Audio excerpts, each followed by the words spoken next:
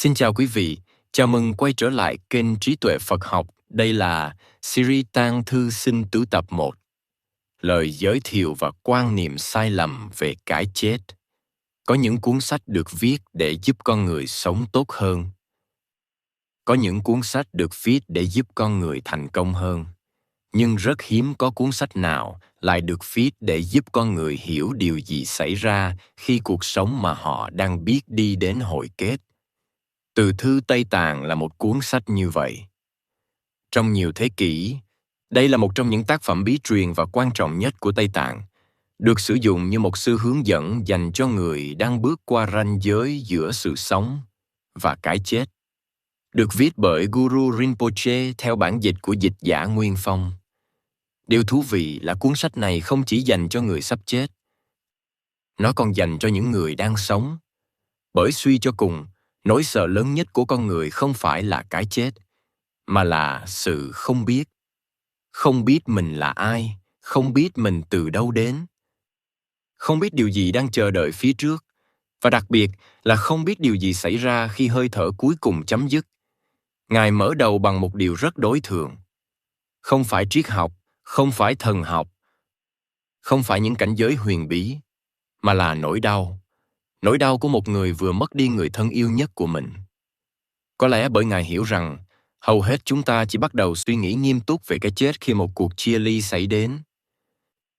Khi còn khỏe mạnh, còn trẻ trung, còn bận rộn với những kế hoạch phía trước, cái chết dường như là chuyện của ai đó khác. Cho đến một ngày, một cuộc điện thoại vang lên, một tin nhắn xuất hiện, một cuộc tiến đưa diễn ra. Và đột nhiên, điều tưởng như rất xa ấy trở thành điều gần nhất. Đó là lúc hành trình của tủ thư Tây Tạng thực sự bắt đầu. Tử thần vừa cướp mắt của bạn một người mà bạn yêu quý nhất đời. Chỉ một câu ngắn, nhưng nó chạm đến nơi sâu nhất trong trái tim con người. Bởi hầu như ai cũng đã từng trải qua cảm giác ấy, hoặc sẽ trải qua cảm giác ấy. Không ai có thể giữ mãi cha mẹ của mình. Không ai có thể giữ mãi người bạn đời của mình. Không ai có thể giữ mãi những người mình yêu thương nhất. Vô thường không hỏi ý kiến bất kỳ ai. Nó đến vào những thời điểm mà con người ít chuẩn bị nhất. Có người còn chưa kịp nói lời cảm ơn. Có người còn chưa kịp xin lỗi. Có người còn chưa kịp nói lời yêu thương cuối cùng. Và rồi cuộc chia ly xảy ra. Đời sống bỗng trở nên trống rỗng, vô vị. Đây không phải là một sự cường điệu. Đối với rất nhiều người, đó là trải nghiệm hoàn toàn có thật. Một điều đáng suy ngẫm là khi một người ra đi, thế giới bên ngoài gần như vẫn tiếp tục vận hành như cũ. Mặt trời vẫn mọc. Dòng xe vẫn di chuyển. Mọi người vẫn đi làm. Các quán cà phê vẫn mở cửa. Nhưng thế giới bên trong của người ở lại đã thay đổi hoàn toàn. Một khoảng trống xuất hiện. Và điều đau đớn nhất là khoảng trống ấy mang hình dạng của một con người. Một chiếc ghế quen thuộc không còn người ngồi. Một căn phòng vẫn nguyên vẹn nhưng không còn tiếng nói. Một bữa cơm vẫn được dọn ra nhưng thiếu mất một người. Nỗi đau của Tư biết không nằm ở sự thay đổi của thế giới. Nó nằm ở sự thay đổi của chính tâm thức. Trong Phật Pháp, đây là một điều rất quan trọng.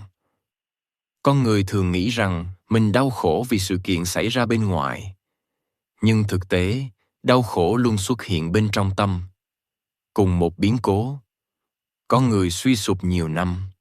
Có người đau buồn nhưng dần tìm lại được sự bình an.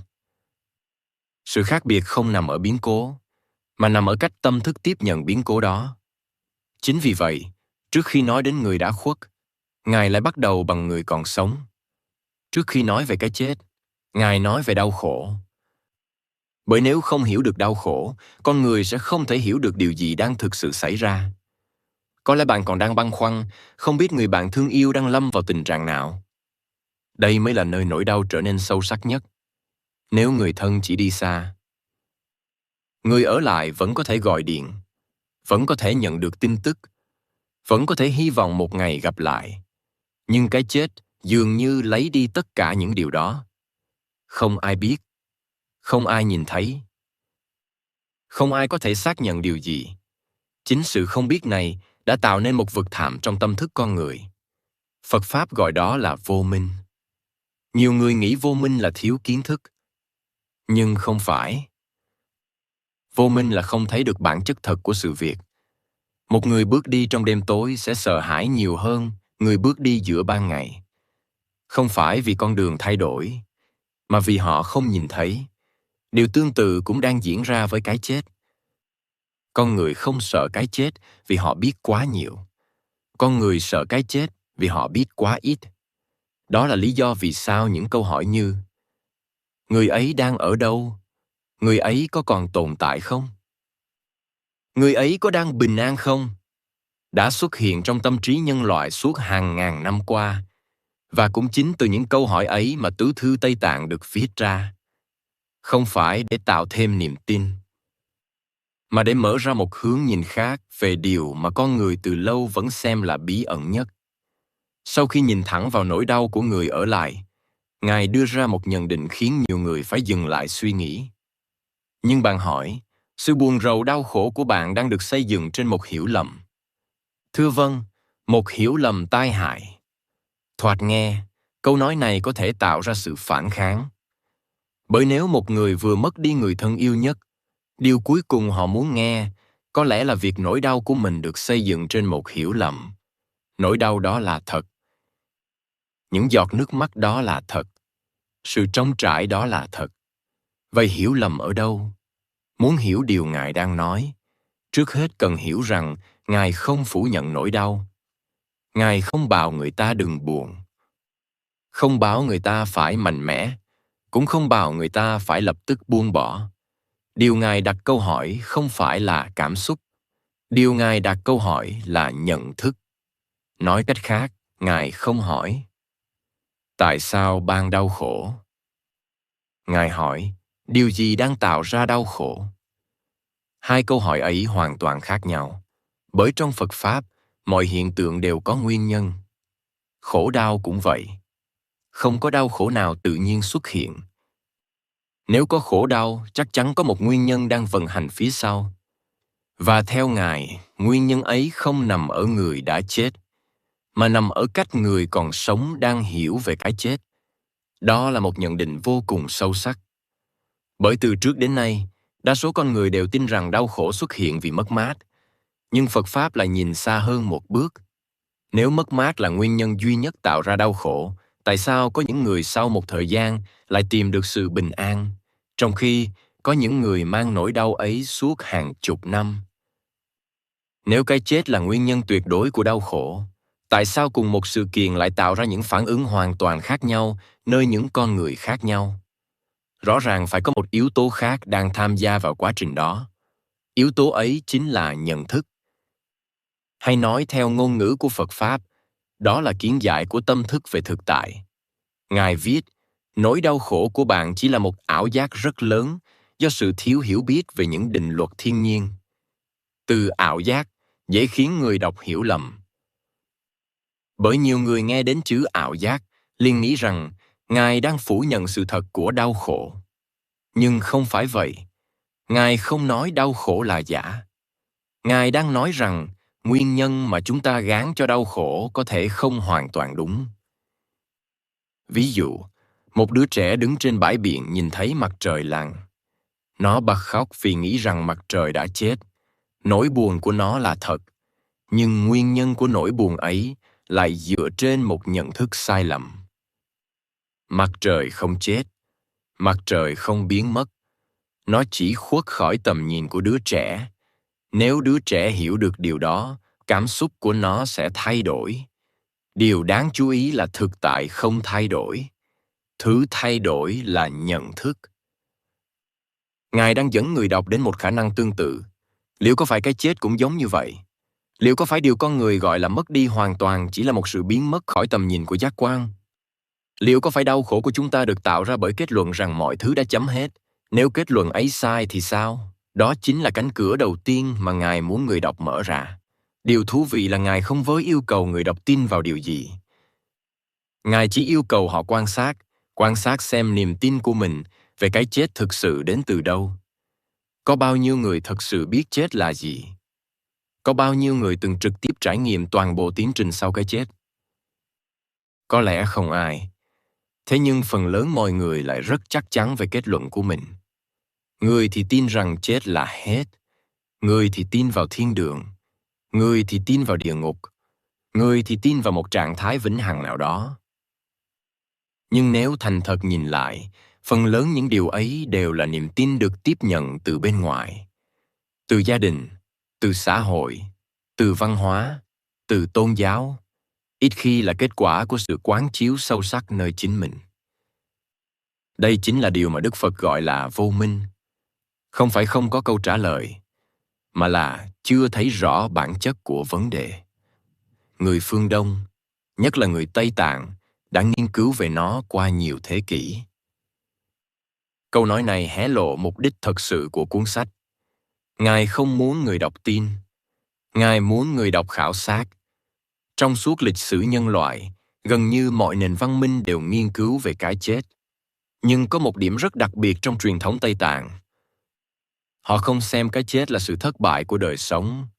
Họ xem nó là một giai đoạn của đời sống. Sự khác biệt chỉ nằm ở một câu nói ấy. Nếu cái chết là sự thất bại, con người sẽ luôn tìm cách trốn tránh nó. Nếu cái chết là một phần của hành trình, con người sẽ muốn hiểu nó. Phật Pháp luôn nhìn sinh và từ như hai mặt của cùng một tiến trình. Không có sinh nào không dẫn đến từ, cũng không có từ nào không mở ra một sự tiếp nối nào đó. Giống như mùa xuân và mùa đông, ngày và đêm. Thủy triều lên rồi xuống, tất cả đều vận hành theo quy luật. Không phải ngẫu nhiên mà Đức Phật thường nhắc đến vô thường, bởi vô thường không chỉ nói rằng mọi thứ sẽ mất đi. Vô thường còn nói rằng mọi thứ luôn vận động và chuyển hóa. Không có gì đứng yên, không có gì cố định, không có gì là một thực thể bất biến. Ngay cả thân thể mà chúng ta gọi là tôi cũng đang thay đổi từng khoảnh khắc. Nếu ngay trong lúc sống đã không có gì đứng yên, vậy tại sao chúng ta lại cho rằng cái chết là một sử dụng lại tuyệt đối? Có lẽ câu nói gây bất ngờ nhất trong phần này là: một khi bạn hiểu rõ điều mà tôi sắp trình bày, có lẽ bạn sẽ không còn đau khổ nữa. Thoạt nghe, đây có vẻ là một lời hứa quá lớn.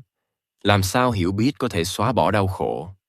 Nhưng nếu nhìn dưới ánh sáng của Phật Pháp, điều này hoàn toàn hợp lý. Bởi gốc rễ của đau khổ không nằm ở sự kiện, mà nằm ở vô minh. Khi một người bước vào căn phòng tối và nhìn thấy một sợi dây thừng, họ có thể tưởng đó là một con rắn. Nỗi sợ hãi xuất hiện ngay lập tức. Tim đập nhanh. Mồ hôi chảy ra. Cảm xúc ấy hoàn toàn thật. Nhưng khi bật đèn lên, điều gì xảy ra? Con rắn không bị tiêu diệt, bởi chưa từng có con rắn nào tồn tại. Thứ biến mất là hiểu lầm. Ngài đang nói rằng rất nhiều đau khổ của con người trước cái chết cũng vận hành theo cách tương tự. Không phải vì cái chết không tồn tại, mà vì nhận thức của chúng ta về cái chết có thể chưa hoàn toàn đúng. Và nếu nhận thức ấy thay đổi, toàn bộ trải nghiệm đau khổ cũng sẽ thay đổi theo. Đó là lý do Ngài gọi đây là một hiểu lầm tai hại. Bởi hiểu lầm ấy không chỉ khiến con người sợ chết, nó còn khiến con người sống trong lo âu suốt cả cuộc đời. Lo sợ mất mát, lo sợ chia ly, lo sợ tương lai, lo sợ tuổi già, lo sợ bệnh tật, lo sợ sự biến mất của chính mình. Nhưng nếu điều mà chúng ta gọi là kết thúc chỉ là một sự chuyển tiếp thì sao? Nếu điều mà chúng ta gọi là mất đi chỉ là một sự thay đổi hình thức tồn tại thì sao? Đó là câu hỏi mà Ngài đang đặt vào tâm trí người đọc. Và cũng chính là câu hỏi sẽ dẫn toàn bộ hành trình của Tú Thư Tây Tạng từ những trang tiếp theo. Xin cảm ơn quý vị đã đồng hành cùng kênh Trí Tuệ Phật Học. Xin chúc quý vị luôn mạnh khỏe, an nhiên giữa đời thường. Hãy nhấn like và subscribe kênh để không bỏ lỡ những nội dung hữu ích tiếp theo nhé.